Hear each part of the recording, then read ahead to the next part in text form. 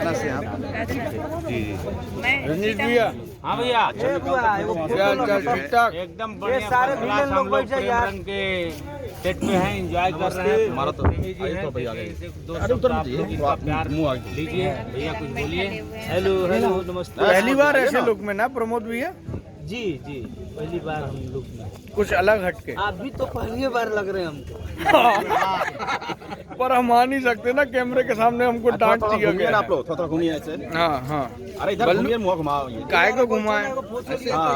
ऐसे कैसे? अच्छा आप लोग ये हट जाओ, फोटो ले रहे लोग। लो भैया। नहीं नहीं नहीं, हम लोग का फोटो नहीं आना है ना। अरे शेखर, फोटो नहीं